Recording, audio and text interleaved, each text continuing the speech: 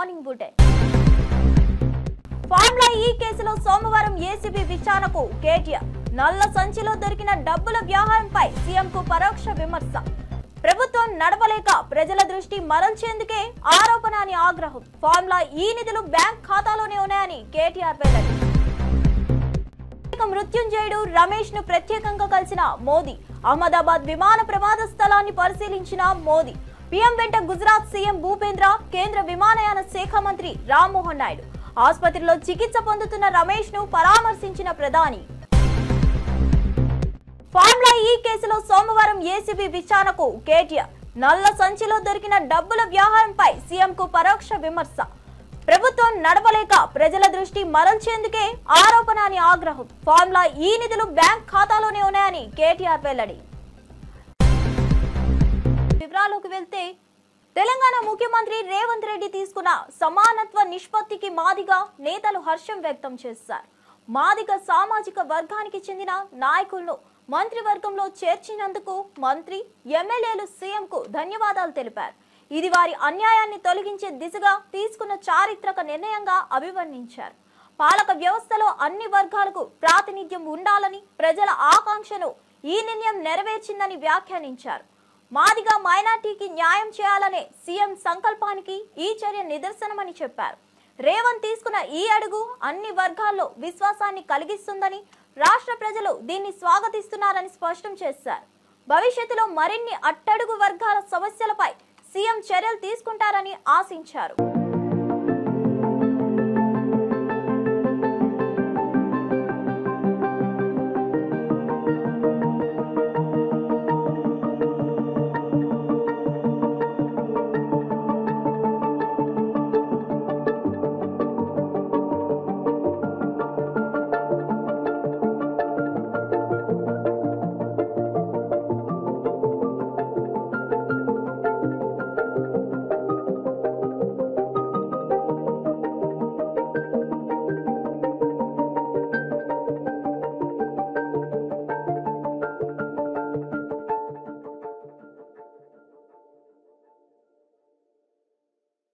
తల్లికి వందనం పథకం కింద తన అకౌంట్ లో 2000 పడుతున్నట్లు ఫేక్ ప్రచారం జరుగుతుందని నారా లోకేష్ మండిపడ్డారు.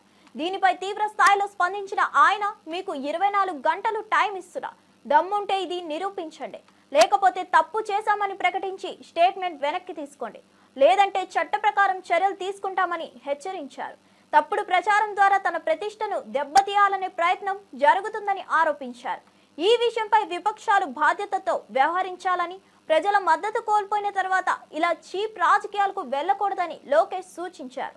ఫేక్ న్యూస్ వెనుక ఉన్న వారిపై కఠినమైన చట్టపరమైన చర్యలు తీసుకుంటామని స్పష్టం చేశారు. ప్రభుత్వం ఇచ్చింది 14.55 లక్షల మంది తల్లుల అకౌంట్లో ఏకంగా వాళ్ళకి 2 పిల్లలు ఉన్నారు కనుక వాళ్ళకి 26,000 రూపాయలు కూటమి ప్రభుత్వం అందజేసింది. దాంట్లో సుమారుగా 29.10 లక్షల మంది పిల్లలు కవర్ అవుతాం జరిగింది. ఏకంగా 3 పిల్లల కన్నా ఎక్కువ ఉన్న 3 పిల్లలు ఉన్న తల్లులు సుమారుగా 2,10,000 మంది ఉన్నారు. అంటే 6.32 లక్షల మంది పిల్లలు అక్కడ ఉన్నారు. వాళ్ళకి ఏకంగా 39,000 రూపాయలు కూటమి ప్రభుత్వం అందజేస్తాం జరుగుతుంది. గత ప్రభుత్వం చేపట్టిన కార్యక్రమంలో వాళ్ళ ఎన్నికలప్పుడు వీడియోలన్నీ కూడా చూసాం. ఎంతమంది పిల్లలున్నా అంతమంది పిల్లలకి ఇస్తా అన్నారు. వాళ్ళు ఇవ్వకుండా ఏకంగా 42 లక్షల మంది పిల్లలకే ఆనాడు వాళ్ళ అమ్మ ఒడి ఇస్తాం జరిగింది. కూటమి ప్రభుత్వ అధికారులకు వచ్చిన తర్వాత అది ఇప్పుడు 67,27,27,000 మంది పిల్లలకి ఈరోజు నిధులు జమ చేస్తాం జరిగింది. గతంలో 5,540 కోట్ల రూపాయలు వాళ్ళ కార్యక్రమానికి ఖర్చు పెడితే సంవత్సరానికి కూటమి ప్రభుత్వం 8,745 కోట్ల రూపాయలు తల్లి అకౌంట్లో నిధులు జమ చేస్తాం జరిగింది. అంటే సుమారుగా 3,205 కోట్ల రూపాయలు అదనంగా కూటమి ప్రభుత్వం అందజేస్తుంది. అంటే 5 సంవత్సరాల్లో 16,000 కోట్ల రూపాయలు అదనంగా తల్లుల అకౌంట్లో కూటమి ప్రభుత్వం నిధులు జమ చేయబోతుంది. మళ్ళీ ప్రజలందరూ చెప్పేది ఒకటే, ఎంతమంది పిల్లలున్నా అంతమంది పిల్లలకు మేము ఇస్తాం. అర్హులు ఎంతమంది ఉన్నా వాళ్ళకి ఈ కార్యక్రమం అందించాలనేది గౌరవ ముఖ్యమంత్రి గారు మాకు ఆదేశాలు జారీ చేస్తాం జరిగింది. ఇప్పుడే నేను గౌరవ ఫైనాన్స్ మంత్రి అహ్మదాబాద్ లో జరిగిన ఘోర విమాన ప్రమాదం దేశాన్ని విషాదంలోకి నెట్టింది. ఈ ఘటనలో 241 మంది ప్రాణాలు కోల్పోగా కేవలం ఒక్క వ్యక్తి మాత్రమే బతికారు. ఈ నేపథ్యంలో ప్రధాని నరేంద్ర మోదీ ప్రమాద స్థలాన్ని పరిశీలించారు. సర్దార్ వల్లభాయ్ పటేల్ విమానాశ్రయానికి చేరుకున్న ఆయన నేరుగా మేఘాని నగర్ లోని ఘటనా స్థలానికి వెళ్లారు. ఆయన వెంట గుజరాత్ సీఎం భూపేంద్ర పటేల్, విమానయాన శాఖ మంత్రి రామ్మోహన్ నాయుడు ఉన్నారు. సహాయక చర్యలు ఎలా సాగుతున్నాయన్నది అధికారులు వివరించారు. అనంతరం బ్రిటన్ పౌరుడైన విశ్వాక్ కుమార్ రమేష్ ను ఆసుపత్రిలో పరామర్శించారు. వైద్యులతో మాట్లాడి ఆరోగ్య పరిస్థితిని అడిగి తెలుసుకున్నారు. ప్రమాదం బాధితుల కుటుంబాలకు ప్రధాని ప్రగాఢ సానుభూతి తెలిపారు.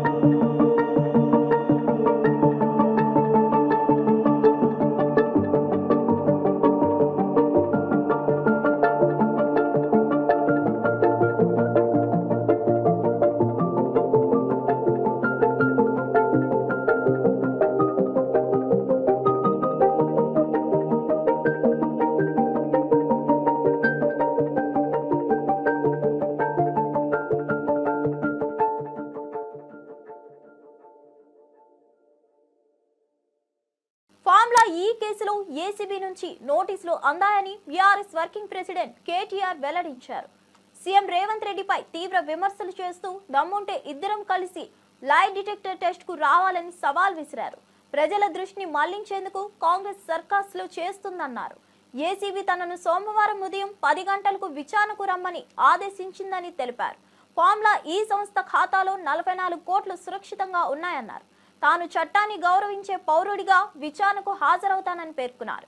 రేవంత్ రెడ్డి అసత్య ప్రచారాలు చేసి ప్రజలను మభ్యపెట్టే ప్రయత్నం చేస్తున్నారని ఆరోపించారు. విచారణకు తాను పూర్తిగా సహకరిస్తానని స్పష్టం చేశారు.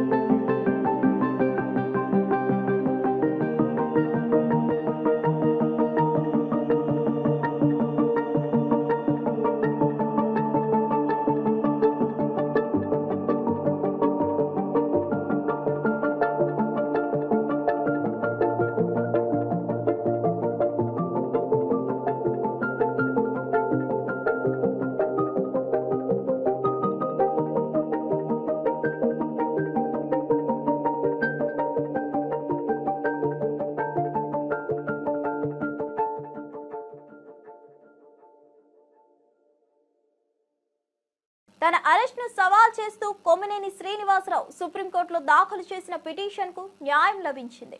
సీనియర్ జర్నలిస్ట్ అయిన ఆయనకు బెయిల్ మంజూరు చేస్తూ ధర్మాసనం ఆదేశాలు జారీ చేసింది. విడుదలకు సంబంధించిన నిబంధనలన్నీ ట్రయల్ కోర్టులో నిర్ణయిస్తుందని జస్టిస్ ప్రశాంత్ కుమార్ మిశ్రా, జస్టిస్ మన్మోహన్ స్పష్టం చేశారు. ఒకే కారణంతో కొమ్మినేనిని అరెస్ట్ చేయడాన్ని తీవ్రంగా తప్పుపట్టారు. సీనియర్ న్యాయవాది పొన్నవోలు సుధాకర్ రెడ్డి మాట్లాడుతూ నోటీస్ లేకుండా అరెస్ట్ చేయడం చట్ట విరుద్ధమని తెలిపారు. గెస్ట్ వ్యాఖ్యల కోసం యాంకర్ను బాధ్యత వహించమంటారా అని ప్రశ్నించారు. పాలక పక్షానికి నచ్చేలా పోలీసులు వ్యవహరిస్తున్నారన్నారు. సాక్షి గొంతు నులిమే ప్రయత్నం స్పష్టంగా కనిపిస్తుందన్నారు.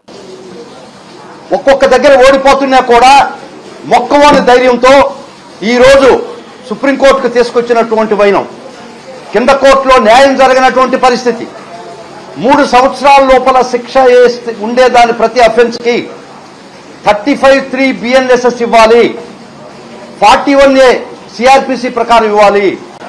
ఇట్లా చట్టం చాలా స్పష్టంగా చెప్పినా కూడా వారు ఆ కేసుకి SC/ST యాక్ట్ జోడిస్తే గౌరవ మ్యాజిస్ట్రేట్ వారు దాన్ని తీసేయడం జరిగింది, డిఫమేషన్ సెక్షన్ తీసేయడం జరిగింది. వారి మీద నమోదైనటువంటి సెక్షన్స్ 4 సెక్షన్స్ కూడా 6 సెక్షన్స్ కూడా 3 సంవత్సరాల లోపల పనిష్మెంట్ శిక్షార్హమైనటువంటి కేసుల్లో కూడా మేము వాదనలు చాలా గట్టిగా వినిపించినా కూడా అర్నేష్ కుమార్ జడ్జిమెంట్ ప్రకారం అరెస్ట్ ఇల్లీగల్ 35(3) ప్రకారం నోటీస్ ఇచ్చి పంపించేయాలా, ఇది అరెస్టే ఇల్లీగల్ మేము వాదించినా కూడా అక్రమమైనట్టు అరెస్ట్ చేసి కోర్టు ముందర ప్రొడ్యూస్ చేసినా కూడా కోర్టు వారి దృష్టికి కూడా తీసుకుపోయినాం. మీరే 2 సెక్షన్లు తీసేశారు దీనికి అనువర్తించమని. కొరవ సెక్షన్స్ 3 సంవత్సరాల పనిష్మెంట్ కదా అర్నేష్ కుమార్ జడ్జిమెంట్ ప్రకారం 35(3) ఇచ్చి పంపించేయండి అని చాలా దూరం వాదనలు వినిపించాం. చాలా వరకు మేము ఆ మా వాదనలు కూటమి ప్రభుత్వం మహిళలను డైవర్షన్ పాలిటిక్స్ కోసం పావులుగా వాడుతుండడం దారుణమని వైఎస్ఆర్సీపీ మహిళా అధ్యక్షురాలు వరదు కళ్యాణి ఆగ్రహం వ్యక్తం చేశారు. తాడేపల్లిలో ఆమె మాట్లాడుతూ సాక్షి మీడియా ప్రభుత్వ వైఫల్యాలు బయట పెడుతుండటంతో టీడీపీ మహిళలతో దాడులు చేయిస్తున్నదని ఆరోపించారు. మహిళలను అడ్డం పెట్టుకుని రాజకీయ కుట్రలు చేయడమే చంద్రబాబు లోకేష్ అజెండా అని ఆరోపించారు. ప్రజలు జగన్ కు బ్రహ్మరథం పడుతున్నారని అది ఓర్చుకోలేని టీడీపీ మహిళల వెనుక దాడులకు దిగుతుందన్నారు. సాక్షి కార్యాలయాలపై రాష్ట్ర వ్యాప్తంగా దాడులు చేసి దాన్ని వైఎస్ఆర్ సిపిపై నెపం మోపాలనుకోవడం కుట్రభరితమైన చర్య అని విమర్శించారు. మహిళల నిరసన పేరుతో చేయబడ్డ దాడులు ఏలూరులో జరిగిన ఘటనలన్నీ టీడీపీ ప్లాన్ టార్గెట్లుగా విమర్శించారు. గారైనా అనిత గారైనా అలాగే తీసుకుంటే గుమ్మడి సంధ్యారాణి గారు అంత రాజ్యాంగబద్ధమైన పదవుల్లో ఉండి ప్రజలకు సమాధానం చెప్పే బాధ్యతాయుతమైన పదవుల్లో ఉండి వాళ్ళేమో ఒక తప్పుడు కేసుల విషయంలో ఏకంగా పోలీస్ స్టేషన్స్కి వెళ్ళి పోలీస్ దగ్గరికి వెళ్ళి తప్పుడు ఫిర్యాదులు సాక్షి మీద మా భారతమ్మ మీద జరగని ఇష్యూ మీద ఇవ్వడం అంటే ఎంతగా వీళ్ళు దిగజారుడు రాజకీయాలు చేస్తున్నారో మనం అర్థం చేసుకోవచ్చు. అసలు ఇప్పుడు ఏం చేస్తారు? సుప్రీంకోర్టు తీర్పు ఇచ్చింది కదా, ఇప్పుడు ఖచ్చితంగా మీరందరూ కూడా క్షమాపణలు చెప్పాల్సిన అవసరం ఉంది. మీరు మీ ఫిర్యాదులను వెనక్కి తీసుకోవాల్సిన అవసరం ఉంది. అలాగే తీసుకుంటే ఇంత దారుణంగా లేని ఇష్యూని వక్రీకరించినందుకు ఈ మంత్రులు హోమ్ మినిస్టర్ గారైనా అలాగే గుమ్మడి సంధ్యారాణి గారైనా మీరందరూ కూడా ఇంత దారుణంగా వక్రీకరించి లేని విషయం గురించి అంత రాద్ధాంతం చేశారు కదా, మరి ఇప్పుడు మీరు రాజీనామా చేస్తారా మీ పదవులకి? మీరు తప్పుడు ప్రయత్నం చేసినందుకు మీ విజ్ఞతకే వదిలేస్తూ ఉన్నాము. ఎప్పటికైనా మేము తెలియజేసేది ఏంటంటే ఇలాంటి తప్పుడు ఆరోపణలు మానుకోండి. రెడ్ బుక్ రాజ్యాంగం మీద పెట్టిన దృష్టి, అక్రమ కేసుల మీద పెట్టిన దృష్టి, అక్రమ అరెస్టుల మీద పెట్టిన దృష్టి. ఇరాన్ అణుపై ట్రంప్ మరోసారి స్పందించారు. అమెరికాతో అణు ఒప్పందం కుదుర్చుకోవాలని, దాడులతో పరిణామాలు విషమిస్తాయన్నారు. ఇరాన్ అణుబాంబు కలిగి ఉండకూడదని స్పష్టం చేశారు. ఇజ్రాయెల్ వైమానిక దాడుల నేపథ్యంలో ట్రంప్ వ్యాఖ్యలు ప్రాధాన్యత సంతరించుకున్నాయి. చర్చల ద్వారానే పరిష్కారం సాధ్యమని తెలిపారు. మళ్లీ చర్చలకు సిద్ధం అవ్వాలని అమెరికా ఆశిస్తుందని చెప్పారు. ఫాక్స్ న్యూస్ కు ఇచ్చిన ఇంటర్వ్యూలో ఇరాన్ అణుబాంబు కలిగి ఉండకూడదు, మేం మళ్లీ చర్చల వేదికపైకి రావాలని చూస్తున్నాం, ఏం జరుగుతుందో చూద్దామని వ్యాఖ్యానించారు. మిడిల్ ఈస్ట్ ప్రాంతంలో ఉద్రిక్తతలు పెరుగుతున్న వేళ ట్రంప్ తాజా వ్యాఖ్యలు అంతర్జాతీయంగా చర్చకు దారితీశాయి. ఇరాన్ ఇజ్రాయెల్ ఉద్రిక్తలపై అమెరికా జోక్యం కీలకం కానుంది.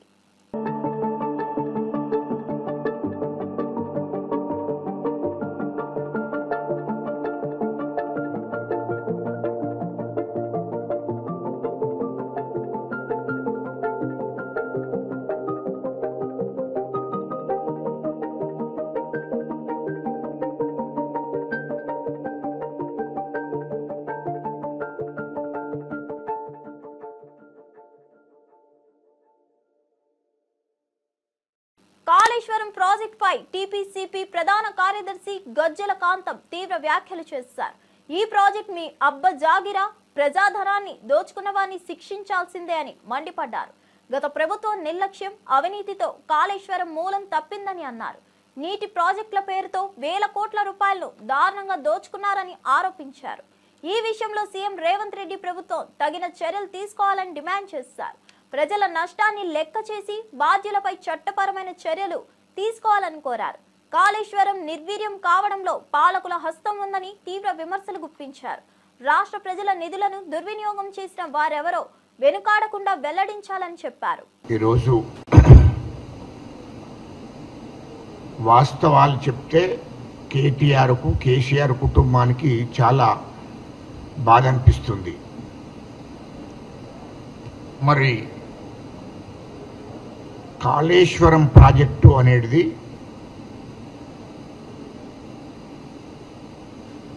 కాంగ్రెస్ ప్రభుత్వం ఏర్పడ్డ నాడు మా ముఖ్యమంత్రి రేవంత్ రెడ్డి గారు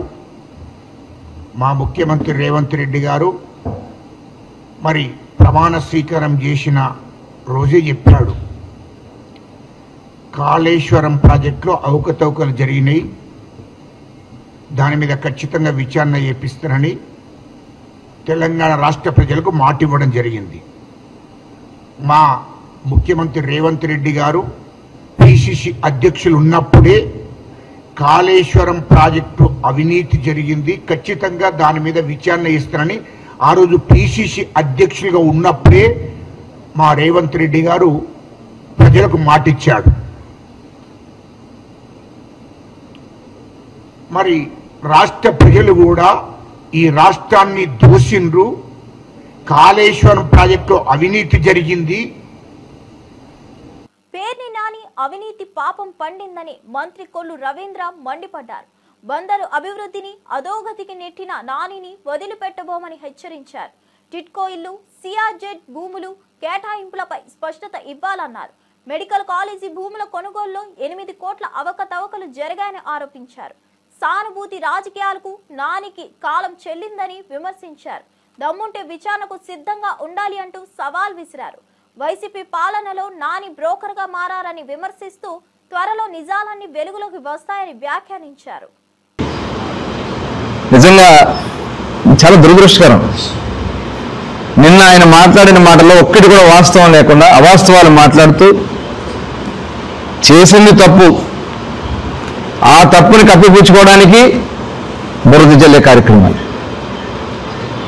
ఆ రోజు అందరికీ తెలుసు, ఎలక్షన్లో నీ కొడుకుని గెలిపించుకోవాలని, నీ కొడుకుని అందరూ ఎక్కించుకోవాలని నువ్వు పడరాని పాటలు పడి చేయరాని తప్పులు చేసి ఇళ్ల పట్టాలని, దొంగ పట్టాలని సృష్టించి తహసీల్దార్ కార్యాలయంలో ఆ పట్టాలు అర్ధరాత్రి కూడా రాయిస్తూ ఉంటే మేము వెళ్ళి ఆ రోజున అక్కడ పట్టుకున్నది వాస్తవం కాదా? ఆ రోజున్నటువంటి జేసీ గారు వచ్చింది వాస్తవం కాదా? ఈ రోజున్న జేసీ గారు ఆ జేసీ గారే. ఆ రోజున మేము ఆఫీస్ ముందు పడుకున్నాం, ఆ పట్టాలు కట్టలు పట్టుకుని మీ అన్యాయం పారిపోయినటువంటి పరిస్థితి ఉంటే వాళ్ళని పట్టుకొచ్చాం. కొమ్మినేని అరెస్ట్ పై సుప్రీంకోర్టు బెయిల్ ఇచ్చిన తీర్పు చంద్రబాబుకు చెంపపెట్టు అని జగన్ ట్వీట్ చేశారు. సత్యమేవ జయతే అంటూ స్పందించిన జగన్ కొమ్మినేనిపై ఆపాదించిన అభియోగాలు కృత్రిమమని విమర్శించారు. ప్రజల దృష్టి మరల్చేందుకు చంద్రబాబు కుట్రలు చేస్తున్నారని ఆరోపించారు. కొమ్మినేనికి సంబంధం లేని వ్యాఖ్యల నెపం వేయడం అప్రజాస్వామికమని మండిపడ్డారు. న్యాయస్థానం బాబు నిరంకుశత్వానికి గట్టిగా బుద్ధి చెప్పిందంటూ న్యాయ విజయం సాధించామని పేర్కొన్నారు.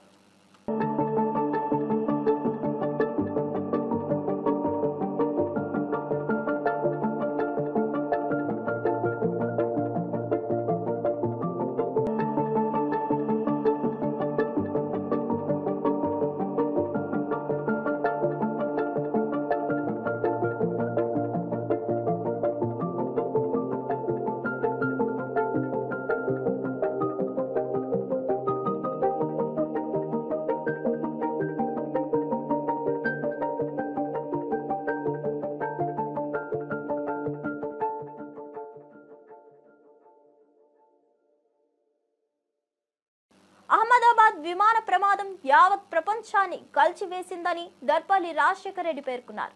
సాంకేతిక లోపం పేరుతో తప్పించుకునే ప్రయత్నం చేయవద్దని హెచ్చరించారు. 270 మంది మృతి చెందగా 40 మంది చిన్నారులున్నారన్నారు. కేంద్ర విమానయాన శాఖ మంత్రి రామ్మోహన్ నాయుడు, డీజీసీఏ చైర్మన్లు బాధ్యత వహించి రాజీనామా చేయాలని డిమాండ్ చేశారు. గతంలో జరిగిన ఘటనలలో మంత్రులు రాజీనామా చేసినట్లు ఉదాహరణలు చెప్పారు.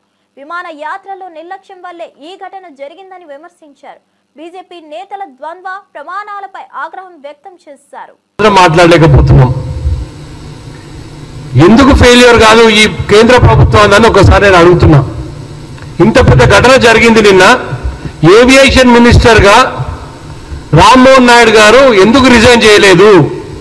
అదేవిధంగా ప్రధానమంత్రి మోడీ బాధ్యత తీసుకొని ఎవరైతే డీజీసీఏ చైర్మన్ ఉన్నారో ఆయన ఎందుకు రిజైన్ చేయలేదు? పదే పదే ఇదే బోయింగ్ 787 ఎయిర్ ఇండియా బోయింగ్ 787-1171 ఏరోప్లేను డిసెంబర్ 24న ఎమర్జెన్సీ ల్యాండింగ్ అయింది కదా షార్జాలో.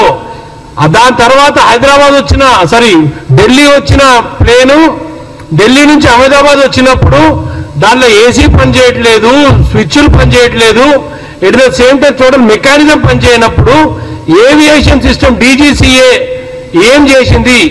ఎందుకు అహ్మదాబాద్ నుంచి లండన్కి ఆ ప్లేన్ని ఫ్లై చేయడానికి అనుమతి ఇచ్చారో ఒక్కసారి ఆలోచన చేయాలి. ప్లేన్ని అహ్మదాబాద్ నుంచి లండన్ ఫ్లై చేయడానికి ఏవియేషన్ సంబంధించిన ఆఫీసర్లు ఎందుకు అనుమతించిండ్రు? సాంకేతిక లోపమున్న ఫ్లైటు, ఇంత ఇబ్బంది పడ్డ ఫ్లైటు పైన ఫ్లై చేయడానికి అనుమతించిన ఆఫీసర్లు ఎవరు? ఇదే విషయాన్ని ఒకసారి మీరు గుర్తు పెట్టుకోవాలి. అప్పట్లో పొద్దున్న లేస్తే వీళ్ళు జవహర్లాల్ నెహ్రూతో పోటీ పడతారు బీజేపీ ప్రభుత్వం కానీ ఎవరితోటనే కానీ. బీజేపీ ప్రభుత్వంలోని పెద్దలందరినీ ఒకటే విజ్ఞప్తి చేస్తున్నా, మీరు జవహర్లాల్ నెహ్రూతో పోటీ పడతారు కదా. 1996లో జవహర్లాల్ నెహ్రూ గారు ఉన్నప్పుడు లాల్ బహదూర్ శాస్త్రి గారు ఆ రోజు రైల్వే మినిస్టర్, ఒక ఘోరమైన యాక్సిడెంట్ మహబూబ్ నగర్ లో జరిగినప్పుడు తక్షణమే ఆయన రిజైన్ చేసిండా లేదా? దానికి తోడుగా 2008 యూపీఏ గవర్నమెంట్ మన్మోహన్ సింగ్ గారి నాయకత్వాన శివరాజ్ సింగ్ పాటిల్ గారు ఆ రోజు కూడా బాంబ్ బ్లాస్ట్ జరిగినప్పుడు బాధ్యతగా ఆయన రిజైన్ చేసిండా లేదా? ప్రస్తుత కూటమి ప్రభుత్వం హామీలు అమలు చేయకుండా ప్రజలను మోసం చేస్తుందని ఎమ్మెల్యే తాటిపర్తి చంద్రశేఖర్ తీవ్ర స్థాయిలో విమర్శించారు. తల్లికి వందనం పథకాన్ని తల్లికి వంచనగా మార్చారని ఆరోపించారు. 87 లక్షల మందికి 13,000 కోట్లు అవసరమవుతుందన్న రికార్డుల మధ్య 2,000 కట్ చేసి వంచన జరిపారని మండిపడ్డారు. పథకాలను అమలు చేసిన ధైర్యం ఉంటే ముద్రించి ప్రజలకు చూపాలని సవాల్ విసిరారు. దళితుల పట్ల చంద్రబాబు చిన్న చూపు చూస్తున్నారని విమర్శించారు. రైతులను రౌడీలుగా ముద్రించడం దారుణమన్నారు. ప్రజాస్వామ్య విలువలు లేని ప్రభుత్వం ఎందుకని ప్రశ్నించారు. ఒక పరిపాలన చేసేటటువంటి ముఖ్యమంత్రి చెప్పని విధంగా, మాట్లాడని విధంగా, మాట్లాడకూడని విధంగా ఇచ్చినటువంటి హామీల్ని అమలు పరచలేము అని చెబుతూనే, వంచిస్తూనే ఏడాది కాలంగా హామీలను అమలు చేయకుండా అడిగేటటువంటి గొంతులపై కాళ్లతో నొక్కివేస్తూ దౌర్జన్యకాండని కొనసాగిస్తూ ఎర్రబుక్క అనేటటువంటి ఎర్రి పరిపాలనని ప్రజలకు అందిస్తూ ఎవరన్నా మాట్లాడితే వారిపై విరుచుకుపడేటటువంటి ప్రయత్నం వారు చేయడం అనేది నిజంగా అత్యంత దుర్మార్గం. ఇకపై ఉపేక్షించనని ఎవరికి చెప్తున్నారు మీరు? ప్రజలకు వాన్ చేస్తున్నారా మీరు? ప్రజాస్వామ్యంలో ప్రజలకి రావాల్సినటువంటి హక్కులను కూడా అడిగేటటువంటి స్వేచ్ఛ లేదా? మీరు చెప్పినటువంటి హామీల్ని అడిగేటటువంటి స్వేచ్ఛ లేదా?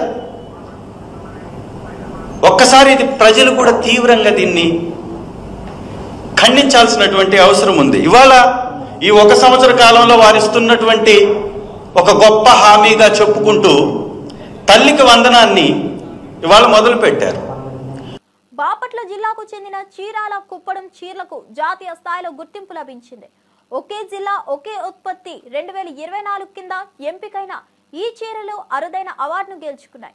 ఈ నెల 18న న్యూఢిల్లీలో జరగనున్న కేంద్ర ప్రభుత్వ కార్యాలయంలో బాపట్ల కలెక్టర్ వెంకటమురళి ఈ అవార్డును స్వీకరించనున్నారు. జనవరిలో చీరాలకు ప్రత్యేక గుర్తింపు ఇవ్వాలంటూ వచ్చిన కేంద్ర బృందం సభ్యులు చీరాల ప్రాంత మగ్గాలపై నేసే కుప్పడం చీరలను పరిశీలించి వాటి ప్రత్యేకతను గుర్తించి ఎంపిక చేశారు. ఈ అవార్డుతో చీరాల చీరలకు అంతర్జాతీయంగా మార్కెట్ అవకాశాలు మెరుగయ్యే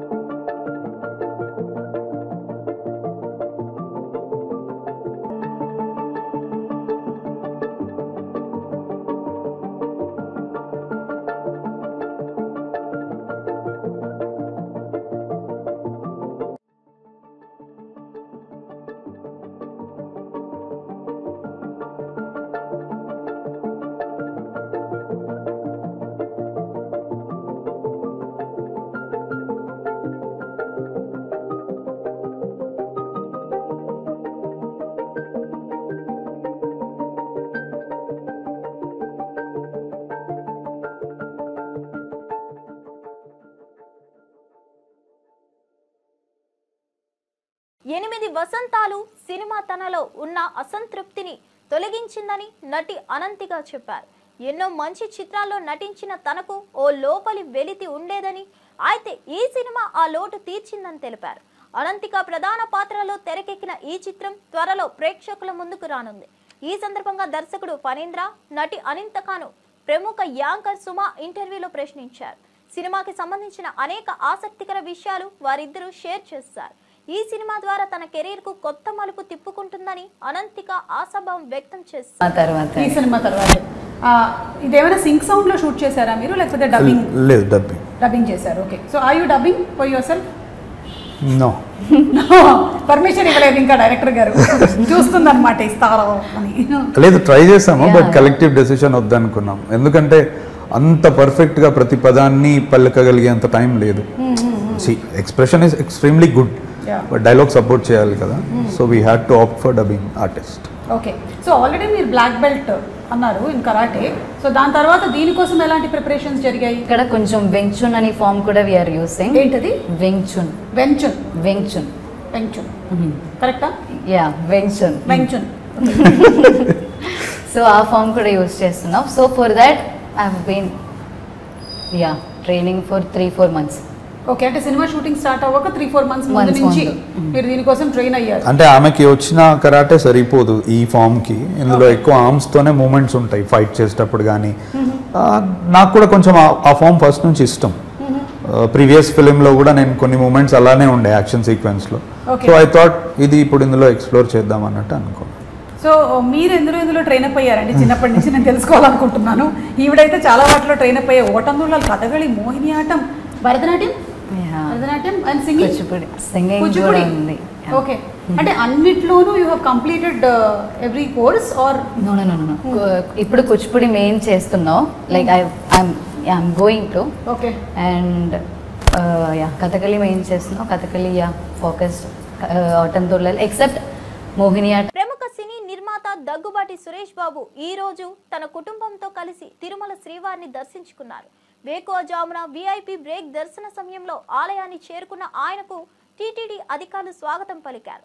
దర్శన అనంతరం రంగనాయకుల మండపంలో వేదాశీర్వచనంతో పాటు తీర్థ ప్రసాదాలు అందించారు. ఆలయం బయటకు వస్తుండగా భక్తులు సెల్ఫీలు తీసుకునేందుకు పోటీ పడ్డారు. ఈ సందర్భంగా సురేష్ బాబు మాట్లాడుతూ అలిపిరి నుంచి కాలినడకన స్వామివారి దర్శనానికి వచ్చినట్లు తెలిపారు.